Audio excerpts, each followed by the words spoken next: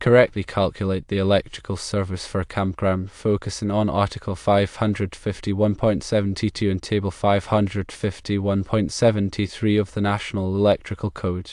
Let's break down the process. The initial calculation appears to have an error, so let's revise it step by step. Firstly, determine the total volt amps for the 50 amp sites. If there are 10 50 amp sites and each is rated at 9,600 volt amps, then the total volt amps for these sites is 10 multiplied by 9,600, which equals 96,000 volt amps. Secondly, calculate the total volt amps for the 30 amp sites. If there are 33 30 amp sites and each is rated at 3,600 volt amps, the total volt amps for these sites is 33 multiplied by 3,600, which totals 118,800 volt amps. Thirdly, find the total volt amps for the entire campground by adding the total volt amps for the 50 amp sites and the 30 amp sites. This is 96,000 plus 118,800, resulting in a total of 214,800 volt amps. Now apply the demand factor. According to the NEC, campgrounds often have a demand factor of 50% applied to the total volt amps. This accounts for the fact that not all sites will be drawing their maximum power simultaneously. So, multiply the total volt amps of 214,800 by the demand factor of 0.5, which equals 107,400 volt amps. Next, calculate the amperage required for the service.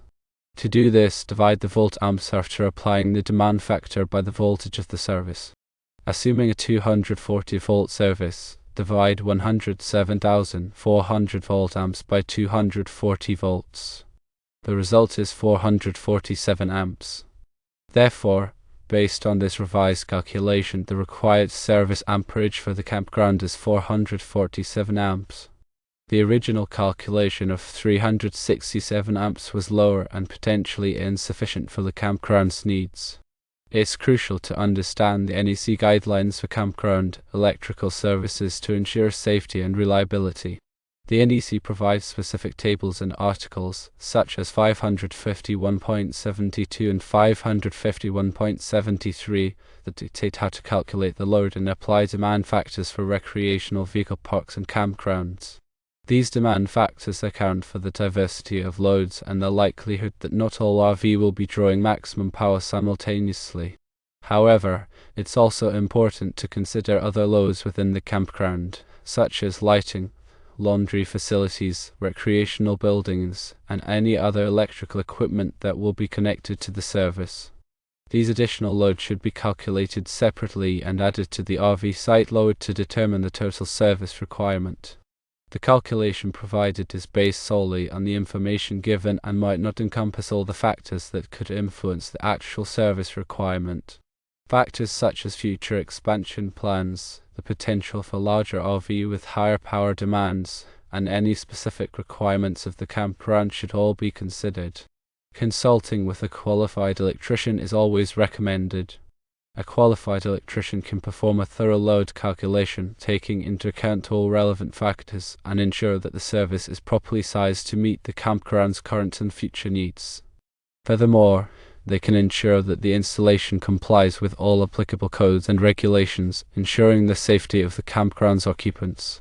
Keep in mind that the NEC is updated regularly and local jurisdictions may have additional requirements. It's essential to stay up to date with the latest codes and regulations to ensure compliance and safety. In summary, calculating the electrical service for a campground involves several steps. Firstly, determine the total volt amps for all RV sites.